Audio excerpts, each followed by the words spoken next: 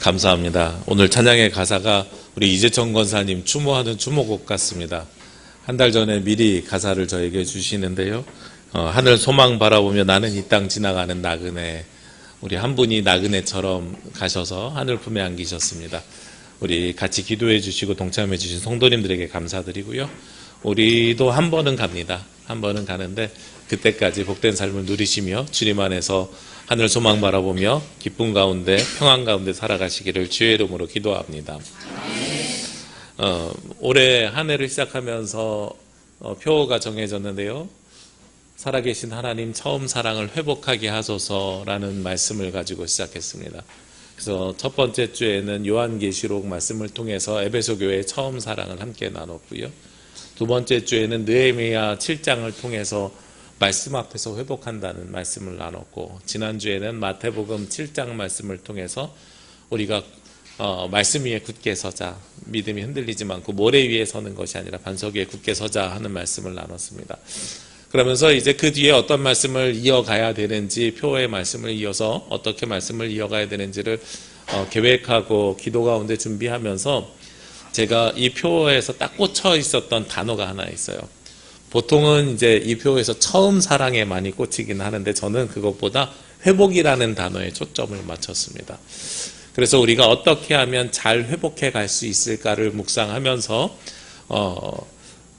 이 표에 대해서 제가 매년 했던 이 3번의 말씀이 끝난 다음에 회복의 말씀을 좀 더 이어가야 되겠다. 그래서 지금부터 4주간은 느헤미야 말씀을 통해서 회복의 말씀을, 그리고 그 뒤에 이어서 6주간은 에베소 교회 혹은 고린도 교회 초대교회의 모습을 통해서 회복의 말씀을, 그러고 나니까 부활주일이에요. 10주가 지나면. 그래서 부활을 통해서 우리가 완전한 회복으로 들어가자, 이렇게 말씀을 준비하고 있습니다. 그래서 느헤미야 말씀을 보는데 저희가 7장 말씀을 먼저 나눴어요. 7장 말씀을 나누면서 느헤미야가 무너진 성벽을 바라보면서, 그리고 무너진 성벽을 회복하는데 무엇부터 회복을 했냐면 말씀을 읽는 것으로, 에스라를 통해서 말씀을 읽는 것으로부터 회복했습니다 하고 두 번째 주에 말씀드렸어요. 그리고 나서 그 앞에 있는 오늘 1장부터 6장 사이에 있는 말씀을 앞으로 4주간 나누려고 합니다. 제가 스토리텔링을 공부했는데 스토리텔링에서 영화의 문법 가운데 어떤 용어가 있냐면 프리퀄이라는 표현이 있습니다. 이게 뭐냐면, 예를 들면 스타워즈 같은 영화 있잖아요. 스타워즈가 1, 2, 3가 나왔는데 그 앞에 있는 사전 이야기를 이렇게 보고 싶으면 그 앞에 에피소드 해가지고 그 전에 있는 세계관을 다루는 거예요. 그거를 뭐라고 하냐면 프리퀄이라고 합니다. 그러니까 우리는 7장 말씀을 먼저 다뤘으니까 7장 앞에 있는 말씀을 앞서서 보려고 하니까 그것을 프리퀄 하고선 다룰 수 있게 되는 거죠. 얘기하지 않고 왔나 봐요. 엄마가 깜짝 놀라는 거 보니까. 예, 우리 건우가 휴가 나와가지고 예배 참석했어요. 네. 이따가 광고 시간에 우리 박수로 환영하도록 하고요. 네. 계속해서 저는 말씀을 이어가겠습니다. 네. 그래서 우리 회복을 시켜가는데, 그러면 말씀으로, 에스라의 말씀으로 느헤미야 7장에서 회복했는데, 그럼 그 앞에 있는 어떤 상황 속이 있었는데 그렇게 회복해 갈까 하는 것을 한번 찾아봤으면 좋겠어요. 그러면서 제가 여러분에게도 몇 번 소개시켜 드렸지만 인상 깊게 읽었던 책이 있습니다.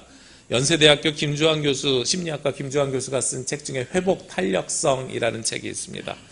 제가 그걸 소개시켜 드릴 때 간단하게 어떻게 소개시켜 드렸냐면, 우리가 고무줄을 이렇게 쭉 잡아당겼다가 놓으면 원상태로 돌아가잖아요. 그것을 회복 탄력성이라고 한다 그랬어요. 제가 오늘 그 책 가운데서 하나 소개시켜드리고 싶은 이야기는 공에 대한 이야기입니다. 우리가 인생이 이렇게 잘 살아가다가 땅바닥에 뚝 떨어지는 것 같은 느낌이 들 때가 있잖아요. 그런데 내 인생이 바닥으로 뚝 떨어질 때 어떤 상태로 떨어지느냐에 따라서 탄력이 있을 수도 있고 없을 수도 있다는 거예요. 공이 있는데 이 저자는 공의 두 가지 모양을 이야기합니다. 하나는 유리공이고 하나는 고무공이라는 거예요. 우리가 상상을 해봅시다. 유리공이, 내 인생이 바닥으로 떨어지는 것처럼 유리공이 뚝 떨어지면 어떻게 돼요? 깨져요. 그렇죠. 혜성이 잘 알았어요. 깨져요. 그런데 고무공이 뚝 떨어지면 어떻게 돼요? 튕겨서 다시 올라오죠. 그리고 너무 놀라운 건요, 고무공에 그 고무가 어렸을 때 우리가 무슨 얌체공, 탱탱공 이렇게 했던 것처럼 고무가 꽉 차 있을수록 어떻게 돼요? 떨어졌다가 원상태로 다시 올라오는 거예요. 이 저자는 그걸 회복 탄력성이라고 하는 거예요. 우리가 회복을 하려고 하면 우리 마음속에 있는 것이 텅 비어있고 투명한 유리공이 아니라 안에가 꽉 차 있는 고무공이 되어야 됩니다 라는 것을 이야기하는 겁니다. 그래서 사람에 따라서 어떤 사람이든지 누구나 다 인생의 경험을 하면서 바닥으로 떨어지는 힘듦이 있을 수 있다는 거예요. 그리고 힘듦이 없으면 그것이 오히려 이상하다는 거예요. 그런데 그런 힘든 상황 속에서 어떤 사람은 바닥에 떨어지면서 산산조각으로 마음이 깨져버리는 사람이 있고, 그런데 바닥에 떨어지면서 오히려 잘 튀어오르는 사람, 어쩌면 더 높게 튀어오르는 사람들이 있더라. 그래서 오늘 말씀의 제목이 표현에 잘 안 쓰는 튀어오르는 힘이라는 걸 썼어요. 우리가 바닥을 치는 그 에너지를 다시 반등하는 에너지로 바꾸는 것이 뭐다? 회복 탄력성이다. 오늘 성경에서 이 회복 탄력성을 가장 잘 보여주는 성경이 바로 저는 느헤미야라고 생각합니다. 느헤미야는 어떤 상황 속에서 이 회복 탄력성을 이야기하고 있겠습니까? 그리고 심리학에서 이야기하는 회복 탄력성을 우리는 신앙적으로는 어떤 단어로 바꿔야 될 것인가를 한번 말씀을 통해 나눠보려고 합니다. 오늘 느헤미야 1장 1절 말씀에 보면 이 느헤미야가 어떤 사람인지를 이야기하고 있습니다. 1절 말씀에 하가랴의 아들 느헤미야의 말이라. 아닥사스 왕 제12년 기슬르월에 내가 수산궁에 있는데, 여기에 몇 가지가 있어요. 첫 번째는 하가랴의 아들이라는 것. 이것은 그 이스라엘 유대인 민족이라는 것을 드러내고 있습니다. 그리고 느헤미야가 말을 했는데 아닥사스 왕, 페르시아 왕이라는 거예요. 페르시아의 왕의 이름이 아닥사스 왕인데 페르시아 왕 중에 가장 커다란 왕 중에 하나였습니다. 그리고 몇 년이냐, 그 왕이 즉위한 지 24년이 되었을 때인데 어디에 있다고요? 수산궁에 있었는데, 신학자들은 사실 이 1절에서 수산궁에 이렇게 주목하고 있어요. 왜 그러냐면 수산궁이 당시 전 세계적으로 가장 커다란 왕궁이었다라고 생각하면 돼요. 그러니까 느헤미야가 당시에 아닥사스 왕과 함께 거하던 곳이 어디예요? 전 세계에서 가장 커다란 곳, 가장 좋은 곳, 가장 화려한 곳에 있었어요. 그곳에 느헤미야가 있을 때 어떤 직업으로 있었는가 하는 것은 오늘 11절 말씀에 보면 맨 끝에 그때 내가 왕의 술관원이 되었느니라. 느헤미야의 직업은 뭐였어요? 술관원. 우리가 요셉 보면서 알았지요? 요셉이 감옥에 있을 때 술 맡은 관원장, 빵 맡은 관원장이 있었잖아요. 우리가 생각할 때는, 요즘으로 생각하면 셰프 정도로 생각하고 있을지 모르겠지만 옛날로 갈수록 이 자리는 굉장히 중요한 자리고 아무나 시키지 않는 자리예요. 상상을 해보시자고요. 요즘이랑 달리 과거에는 뭐가 많았어요? 왕을 독살하고 왕권을 탈취하는 일들이 많았고, 우리도 사극을 보면 조선 왕조 가운데서도 무슨 왕세자 자리를 누가 차지하느니 이런 것들 때문에 왕실 안에서 암투가 많고 막 이랬잖아요. 그러니까 티가 나지 않게 독살하는 방법이나 이런 것들을 계속해서 길러냈단 말이에요. 이렇게 생각하면은 사람이 먹는 음식 어떻게 돼요? 왕에게 가장 중요한 것은 먹는 음식에 대한 이야기인 거예요. 그렇죠? 그런데 그래도 음식은 어떨 때 먹어요? 멀쩡할 때 먹는데. 암살하기 제일 좋을 때는 언제예요? 왕이 술 한잔하고 막 정신이 해롱해롱하고 몽롱할 때는 얼마나 암살하기가 좋겠어요. 그러니까 그 술자리를 맡은 사람이 가장 믿음직한 사람인 거예요. 그래서 요즘으로 이야기하면 대통령이 왕은 아니지만 대통령을 왕이라고 하면 비서실장 혹은 경호실장 정도 되는 자리가 바로 술 맡은 관원장이라는 거죠. 그런데 이 배경을 좀 더 넓게 보면 느헤미야가 쓰여져 있을 때는 어떤 상황이냐면 이스라엘이 포로로 잡혀가 있을 상황이에요. 망한 지 몇 년 정도 되냐면 한 60, 70년이 흐른 다음에. 그러니까 이 느헤미야는 태어나기를 어디서 태어났겠어요? 술 맡은 관원장이 돼서, 만약에 예루살렘에서 태어났으면 나이가 80이 돼서 공무원이 된 거잖아요. 그러진 않았을 거란 말이에요. 그러면 최소한 신학자들이 볼 때는 2세 내지 3세 정도, 아니면은 삶이 짧으면 4세도 되지 않았을까. 그러니까 이 사람은 나귀를 어디서 태어났냐면 페르시아에서 태어난 사람인 거예요. 우리도 그런 이야기 하지요. 미국에서 태어났는데 미국의 청소년 때 혹은 어린이 때 이민 간 사람을 1.5세라고 그러고 거기서 태어난 사람을 2세, 3세라고 하잖아요. 근데 그 사람을 좋게 부를 때는 그렇게 부르지만 나쁘게 부를 때는 뭐라고 부르기도 해요? 우리가 그 사람들을 검은 머리 외국인이라고 부르기도 해요. 우리나라에 한국인인 줄 알고 우리가 우호적으로 대했는데 우리나라에서 막 쪽쪽 뽑아먹기만 하고 나쁜 짓을 하는 사람들을 검은 머리 외국인이라고 하거든요. 실제로 어디서 많이 사용하는 주식시장에서 한국인인 줄 알았는데 외국인 자격으로 한국 주식시장을 막 이렇게 흔드는 대표적인 사람들이 저는 외국인인 줄 알았어요. 그래서 백인인지 흑인인지 이렇게 생각했는데 검은 머리 외국인들이 많이 그런대요. 지금도 그런 일이 하나가 있어요. 뭐 이렇게 그 온라인 판매 플랫폼이 하나 있잖아요. 제주에서는 사실 로켓으로 배송해 주자는 배송료를 내야 되니까 힘들잖아요. 거기 회장이 한국 사람이 아니에요. 예.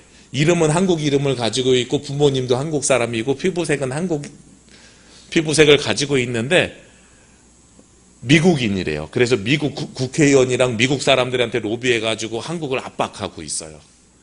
그 사람을 우린 뭐라고 부른다고요? 검은 머리 외국인이라고 부른다고요. 검은 머리 외국인들의 특징은 어떤 특징을 가지고 있냐면 그 나라가 나의 조국이라고 생각하는 것 같지만 그 나라를 이용해서 나는 미국인이야처럼 살아가고 있는 사람들의 모습이에요. 그래서 나의 이익이 중요하고 우리나라의 이익은 중요하지 않아. 거기가 그런 사람들이 그 나라에서 태어난 2세, 3세들의 특징인 거죠. 이런 상황을 놓고 보면 느헤미야는 2세, 3세 정도 되니까 어떤 사람이에요? 심지어 높은 자리에 올라갔어요. 술 맡은 관원장이 됐어요. 그럼 느헤미야는 어떤 사람이에요? 친 느헤미야는 친 페르시아적 상황에서 살아야 되겠죠. 그런데 이 느헤미야가 예루살렘에서 온 친척들을 맞이하면서 그들에게 물어봐요. 질문을 해요. 뭐라고 질문을 하냐면 2절 말씀에 내 형제들 가운데 하나인 하나니가 두어 사람과 함께 유다에서 내게 이르렀기로 내가 그 사로잡힘을 면하고 남아있는 유다와 예루살렘 사람들의 형편을 물은즉, 사로잡힘, 즉 바빌론으로 페르시아로 포로로 잡혀오지 않은 사람들, 그 사람들에게 유다에 남아있는 사람들, 예루살렘 남아있는 사람들이 어떠냐 하고 물어봤더니 3절에 그들이 내게 이르되 사로잡힘을 면하고 남아있는 자들이 그 집안 거기에서 큰 환난을 당하고 능욕을 받으며 예루살렘 성은 허물어지고 성문들은 불탔다 하는지라. 뭐라고 이야기하는 거예요? 고난을 당하고 있대요. 사로잡힘을 당하고 남아있는 사람들은 환난을 당했어요. 능욕을 당했어요. 그리고 예루살렘 성은 무너졌어요. 그리고 성문들은 불탔어요. 예루살렘 성이 무너졌다는 것은 군사적으로는 성이 무너진 것이 무엇을 이야기합니까? 더 이상 방어할 수 있는 단계가 없었다는 걸 이야기해요. 그러니까 모두에게 오픈되어 있고 주인이 없는 곳이 되어버렸다는 뜻을 이야기하기도 합니다. 그런데 우리 신앙적으로는 무엇을 이야기합니까? 예루살렘이 무너졌어요. 하나님이 계신 곳이 무너진 거예요. 그러니까 그들은 그냥 이게 단순히 우리가 전쟁 중에 고난을 당하고 있어요, 고통을 당하고 있어요 하는 정도가 아니라 우리에겐 남아있는 것이 하나도 없어요. 철저하게 다 망해버렸어요 라고 이야기하는 겁니다. 여기서 우리가 주목해야 될 단어가 하나 있는데요. 3절 말씀을 다시 보면 큰 환난을 당하고 능욕을 받으며 라고 이야기하잖아요. 이 능욕이라는 단어는 히브리어로는 헤루파라는 단어인데 그냥 능욕, 우리 한자말로 능욕을 생각하시면 안 되고요. 어떤 의미로 하냐면 날카로운 것으로 찌르다. 그래서 내 속이 다 헤집어졌다라는 뜻으로 생각하시면 돼요. 그래서 씻을 수 없는 수치를 당하고 있고 조롱을 당하고 있습니다. 부끄러움을 당하고 있습니다 라는 뜻이에요. 능욕을 당하고 있다는 것이 원어적으로 보면 그런 의미입니다. 그래서 그냥 성벽이 무너졌습니다, 건물이 무너졌습니다 이런 의미가 아니라 우리는 최소한에 남아있는 자존심조차 이제는 남지 않았습니다 라는 거죠. 너무나도 놀랍게도요, 우리가 회복하기 위해서는 제일 먼저 무엇을 마주해야 하냐면 이러한 숫자를 한 수치가 아니라 이러한 부끄러움을 우리가 마주해야 됩니다. 내가 그 앞에서 정말 아무것도 아니고 내가 정말 부족한 사람이고 내가 연약한 사람임을 인정하는 데서부터 시작이 됩니다. 우리가 아까 제가 시작할 때 회복 탄력성은 어디로부터 시작된다 그랬어요? 멀쩡히 잘 살고 있는 우리가 바닥에 떨어질 때 어떻게 떨어지느냐가 중요하다고 말씀드렸죠. 근데 그 떨어질 때에 우리가 바닥에 부딪힐 거라는 걸 알고 있는 사람과 모르고 있는 사람은 준비하는 게 다른 거예요. 바닥에 떨어질 걸 알고 있는 사람은 내가 고무공을 선택하겠지요. 떨어질 걸 모르는 사람은 보기에 예쁘고 아름다운 유리공을 선택할 수 있다는 겁니다. 바닥이 있다는 걸 아는 사람과 모르는 사람들에게 차이가 있어요.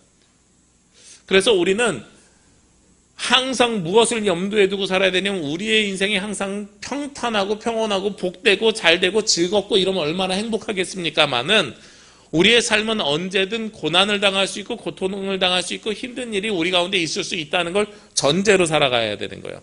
그렇다고 해서 모든 것이 헛되고 헛되다 인생이 어차피 어려우니 뭐 다 포기하고 살자 이런 말씀을 드리는 게 아닙니다.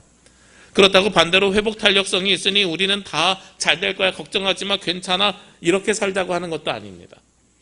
우리가 처하고 있는 상황 당하고 있는 상황을 정직하게 직면하고 대면해야 된다는 거예요. 제일 어려운 것이 무엇이냐면 자기 객관화입니다. 나 자신을 객관화시키는 게 제일 어려워요. 그런데 문제가 풀리지 않잖아요. 어려움이 생기잖아요. 그러면 어떻게 해야 되냐면 한 걸음 뒤에서 바라보면 사실 문제가 풀려요. 제가 말씀을 준비하면서 항상 책들을 인용하고 싶어서 사무실에 책들을 많이 쌓아놓는데 요즘은 책장보다 책이 많아가지고 책장에 다 못 꽂혀서 이렇게 세로로 그 가운데 세워놓는 것들이 많아졌어요. 그래서 지금 열심히 정리하고 있는데 정리하는 속도보다 늘어나는 속도가 빨라서 제가 책장에 있는 책을 빼가지고 그 스캔을 해서 컴퓨터에 넣고 있거든요. 근데 지난주에도 5권이나 집어넣었는데 그거보다 더 빠르게 책이 늘고 있어서 막 설교 준비하다가 이 책이 어디 있지 막 복잡하고 찾지 못할 때가 있어요. 그래도 회복 탄력성이라는 책은 책 이름이 생각나니까 그 책 제목을 보면서 하는데 어떤 때는 말씀을 이렇게 보고선 하다가 성도들에게 이걸 좀 쉽게 풀어서 설명하고 싶은데 어느 책이 있었던 것 같은데 어느 책의 이름도 생각이 나지 않고 저자의 이름도 생각이 나지 않고 막 머리가 복잡할 때가 있어요. 그때 제가 하는 행동이 있어요. 뭐냐면 한 2걸음 뒤로 물러나가지고 책장 전체를 바라봐요. 근데 놀랍게도요. 안 풀리던 문제가 그렇게 하면 풀려요. 그게 자기를 객관화시키는 일이에요. 내가 지금 어려움에 직면했어요? 힘든 일에 직면했어요? 내가 부족한 사람이에요? 바닥이 있다는 걸 인정하고 그 바닥 안으로 들어가는 것을 담대하게 할 수 있어야 된다는 거예요. 오늘 느헤미야는요. 그 회복의 첫 시작점으로 고향이었던 자신의 고향은 아니지만 어쩌면 부모님의 고향이었던 어쩌면 조부모님의 고향이었던 우리 민족의 예루살렘의 상황을 객관화시켜서 바라보기 시작합니다. 이제 더 이상 남은 것이 없구나. 모든 것이 다 무너져 내렸구나. 무너져버린 성벽, 불타버린 성문, 이제 더 이상 우리가 할 수 있는 것이 없구나. 그런데 그때에 비로소 우리 마음속에 무엇이 동하기 시작하냐면 하나님께 부르짖어야 된다는 마음이 동하기 시작하는 거죠. 내가 할 수 없으니 나의 약함을 인정하고 약할 때 강함 되시는 하나님을 찾기 시작하는 겁니다. 오늘 느헤미야는 그때 하나님을 찾기 시작합니다. 하나님을 찾기 시작하면서 오늘 말씀에 보니까 4절 말씀에 내가 이 말을 듣고 앉아서 울고 수일 동안 슬퍼하며 하늘의 하나님 앞에 금식하며 기도한다 하고 말씀하고 있어요. 회개와 금식을 통해서 하나님께 나아가기 시작하는 거죠.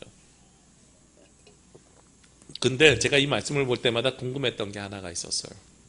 뭐냐면 말씀드렸던 것처럼 느헤미야는 아닥사스 왕과 함께 페르시아에서 사실 부족함이 없는 사람인 거잖아요. 술 맡은 관원장이 되었으니까. 그리고 아까 말씀드렸던 것처럼 2세나 3세쯤 됐으니까 검은 머리 외국인처럼 사실 내 민족에 있는 것을 별개라고 생각해도 되거든요. 동일시하지 않아도 되는데 이 느헤미야는 그 가족들의, 형제들의 이야기를 듣고 나서 그 마음을 자기의 마음으로 가지고 왔어요. 내가 잘못해서 불타버린 것도 아니고 내 때에 있었던 일도 아니고 거기에 동참하기 시작하면 오히려 내가 피해볼지도 몰라요. 생각해 보세요. 페르시아에서 높은 자리에 있는데 그냥 내가 내 인생만 놓고 살면 나는 앞으로 잘 살 수 있고 내 앞날이 보장되어 있는 삶이에요. 그런데 굳이 식민지에 저 무너진 것을 회복시킵시다, 저것을 살펴봅시다, 이 얘기를 하면 어떻게 될 수 있어요? 그래, 피는 못 속여, 너 원래 그 나라 사람이니까 그러면 다 내려놔, 이렇게 이야기할 수 있잖아요. 자신의 피해를 볼 수 있어요. 그런데 그런 것들을 한 게 아니에요. 무엇을 했냐면 하나님 앞에 그들을 위해서 기도하기 시작했어요. 무엇이 생겨나게 됩니까? 공감이 생겨나게 되는 거예요. 그리고 공동체에 대한 마음이 생겨나게 되고요. 낮은 자리로 겸손하게 되는 겸손이 시작이 됩니다. 예루살렘의 아픔이 내 아픔이 되기 시작하면서 느헤미야는 울기 시작해요. 그냥 기도하는 것이 아니라 오늘 4절 말씀에 내가 이 말을 듣고 앉아서 울고 수일 동안 슬퍼하며 자신의 일로 온전히 받아들인 것입니다. 그리고 나서 그는 고백합니다. 무엇을 고백하냐면 회개의 기도를 5절과 6절에 이어서 합니다. 특별히 6절 말씀에 보면 이제 주의 종이 주의 종들인 이스라엘 자손을 위하여 주야로 기도하며 우리 이스라엘 자손이 주께 범죄한 자들 죄들을 자복하오니 주는 귀를 기울이시며 눈을 여시사 종의 기도를 들으시옵소서. 나와 내 아버지의 집이 범죄하여. 누구의 죄를 자복해요?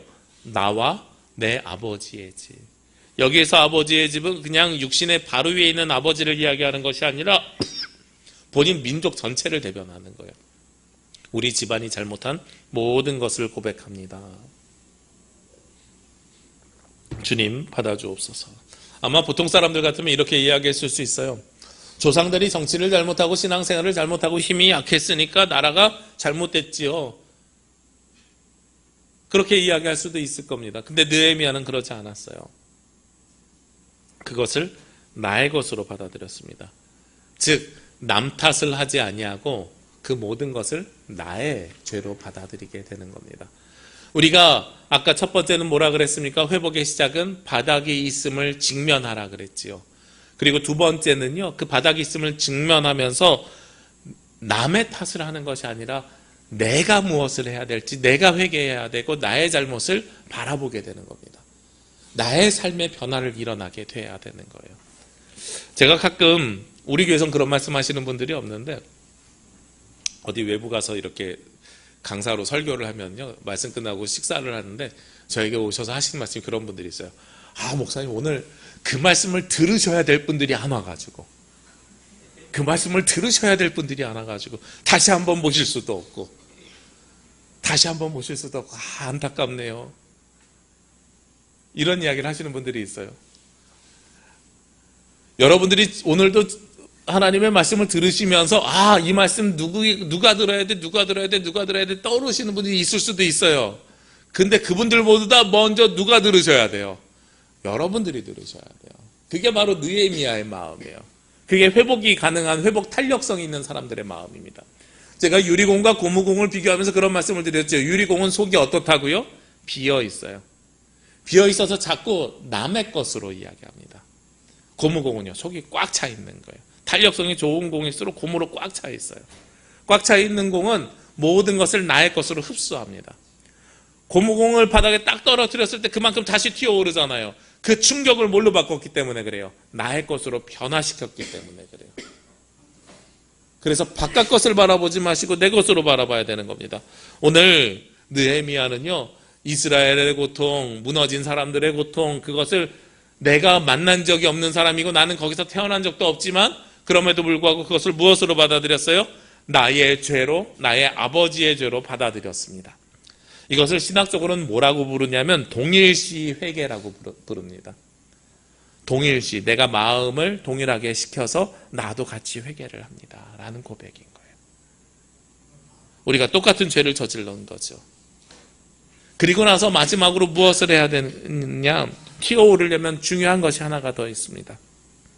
바로 기도를 하는데 그 기도가 무엇을 믿고 기도해야 되냐면 하나님께서 역사하심을, 약속을 지켜주실 것을 믿고 기도하셔야 됩니다. 하나님께서 우리를 도와주시고 인도하시는 건 그냥 하시는 것이 아닙니다. 우리 이 자리에 나와 있는 그리스도인들은 이미 하나님으로부터 무엇을 받으셨냐면 약속을 받으신 분들입니다. 여러분들은 하나님 나라로 들어갈 것을 이미 하나님으로부터 약속받으신 분이에요. 우리 아브라함이 이미 언약 받았잖아요. 아브라함의 언약뿐만 아니라 그것은 누구를 통해서 확증됐냐면 예수 그리스도의 십자가의 보혈로 말미암아 이미 확증된 겁니다. 그래서 예수님이 하늘로 부활하셔서 승천하시면서 우리에게도 이미 약속해 주셨어요. 요한복음 14장에 보면 뭐라고 말씀하셨냐면 우리에게 거처를 예비하러 먼저 가신다고 말씀하셨고 나중에 너희도 그 집에서 같이 살 것이라고 말씀하셨어요. 이미 하나님께서는 우리에게 약속하신 겁니다. 그 약속을 믿고 우리가 하나님 앞에 기도하면서 간구해야 되는 거죠.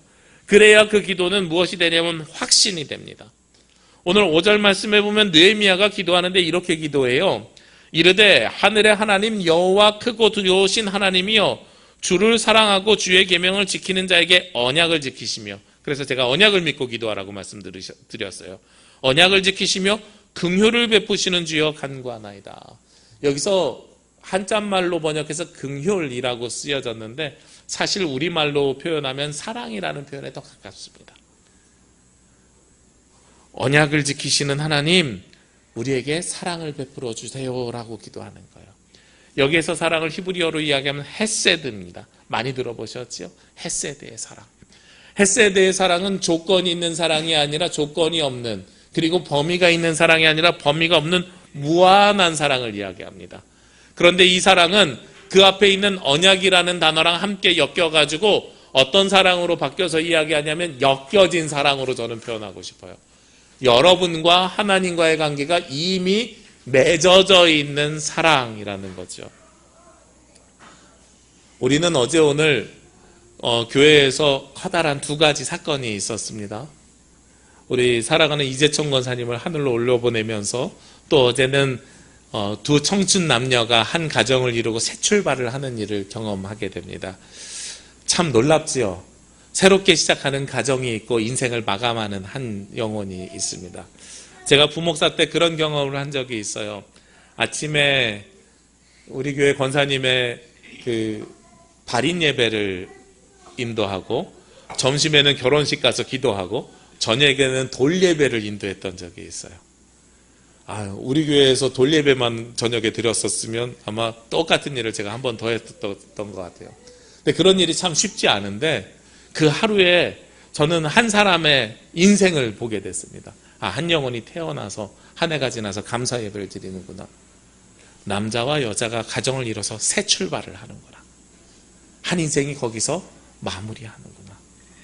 이 모든 것들은 무엇으로 엮여져 있습니까? 사랑으로 엮여져 있는 일들이에요. 사랑으로 맺어져 있는 일들이고 그 모든 것은 약속으로 이루어져 있는 일들이죠. 우리가 그 모든 것들을 경험하면서 그래 우리는 하나님 안에 엮여져 있는 사람이야. 하나님 안에 맺어져 있는 사람이야. 하나님께서 약속하신 사람이야. 그 약속이 바로 헤세드의 사랑. 그 헤세드의 사랑을 우리는 가지고 있는 것입니다. 그러면서 오늘 8절과 9절에 이렇게 말씀을 이어갑니다. 옛적에 주께서 주의 종 모세에게 명하여 이르시되, 옛적에 모세에게 하셨던 말씀이에요. 9절에도 마찬가지입니다. 만일 내게로 돌아와 하면서 쭉 하면서 그들을 모아 내 이름을 두려고 택한 곳에 돌아오게 하리라 하신 말씀을 이제 청하건대 기억하옵소서. 모세에게 하신 말씀을 맨 뒤에 어떻게 하라고요? 기억하옵소서. 하나님께 기도하면서 그렇게 이야기하는 거예요. 하나님 이미 이전에 저에게 약속하신 것 있지 않습니까? 그 약속을 이제 이루어 주십시오. 회복 탄력성이 있는 사람들은 그러면 어떤 사람들이냐? 하나님으로부터 이미 약속을 받았고 그 약속을 기억하고 있는 사람들이 다시 튀어오를 수 있는 힘이 있다는 거예요. 다시 튀어오르는 것은 사실은 엄밀하게 이야기하면 나의 선택이나 나의 생각이 아닙니다. 여러분들이 회복될 수 있다고 하는 믿음이 있고 확신이 있는 것은 여러분들이 선택하는 선택의 여지가 아닙니다. 여러분들이 하나님께서 이미 우리 가운데 약속을 주셨고 그 약속을 우리가 믿고 그 가운데서 기도하느냐 안 하느냐예요. 여러분들이 바닥을 인식하고 그리고 남의 것이 아니라 나의 죄로 받아들인 사람들은 거기에 한 가지 더 붙여서 하나님께서 이미 약속을 주셨고 그 약속을 이루어 가실 것이라는 것을 기억하는 자들, 그들에게 바로 회복이 일어납니다. 그러면서 오늘 말씀 맨 마지막에 중요한 단어가 한 가지가 더 있는데요. 11절 말씀에 보면 주여 구하오니 귀를 기울이사 종의 기도와 주의 이름을 경외하기를 기뻐하는 종들의 기도를 들으시고 오늘 종이 형통하여 이 사람 앞에서 은혜를 입게 하옵소서. 여기서 이 사람이라는 단어, 이 사람이 누구를 이야기하냐면 놀랍게도 페르시아 왕 아닥사스 왕을 이야기해요. 근데 왜 느헤미야는 이 아닥사스 왕을 통해서 은혜를 입게 할까? 곰곰이 묵상해 봤습니다. 그러면서 그 왕을 위대한 사람, 커다란 사람이라고 이야기하는 것이 아니라 이 사람이라고 이야기하는 거예요. 당시에 제가 수산궁이 어떤 궁이라 그랬어요? 당대의 가장 커다란, 가장 화려한, 가장 큰 왕궁이라 그랬어요. 그러면 그렇게 큰 사람을 이 사람이라고 이렇게 좁게 이야기할 수 있는 이유는 무엇일까? 사람을 줄인 게 아니고요, 하나님을 크게 보는 거예요. 하나님 앞에서는 우리 모두가 다 작은 사람임을 인정하는 겁니다. 이 사람이라는 말이 하이시 하제라는 히브리어로 사용됐는데 태산처럼 거대한 존재였던 그 왕을 하나님 앞에서는 이 사람도 작은 한낱 사람일 뿐입니다 라는 것을 인정하면서 주님께 맡기고 의지하는 거죠. 우리가 중요한 것은 우리 인생에 문제가 생겼을 때는 문제의 크기를 줄이는 게 아닙니다. 문제의 크기를 줄인다고 해서 줄일 수가 없습니다.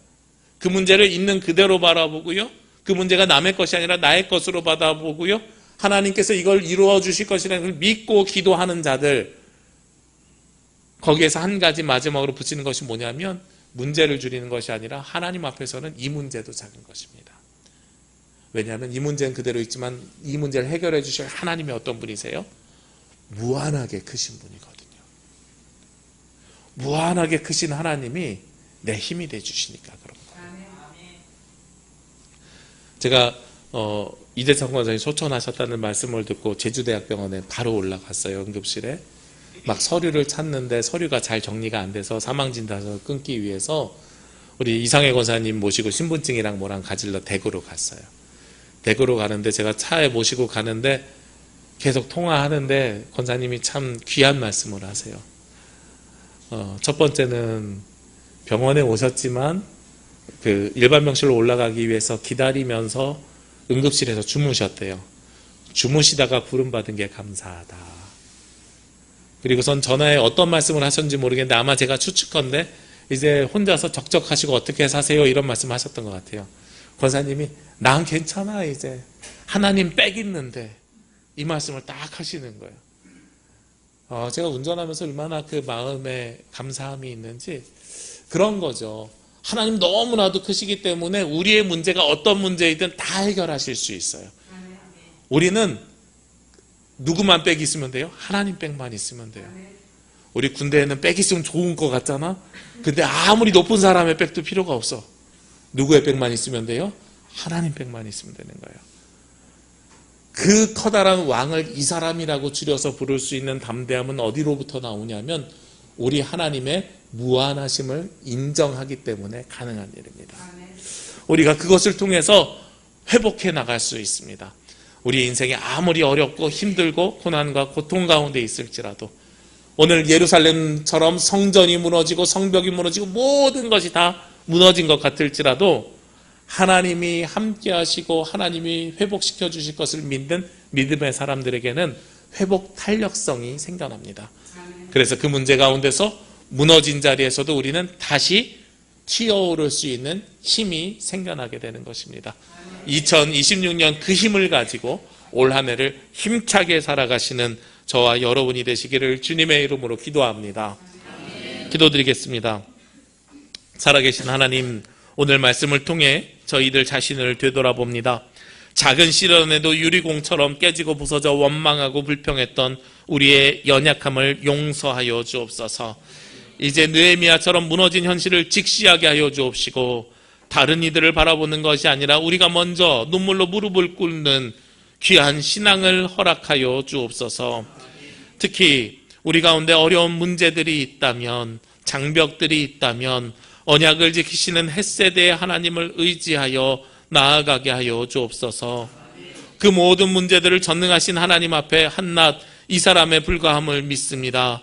오늘 우리에게 거룩한 회복 탄력성을 허락하여 주시어서 다시 일어날 수 있는, 다시 튀어오를 수 있는 힘과 능력을 우리들에게 허락하여 주시옵소서.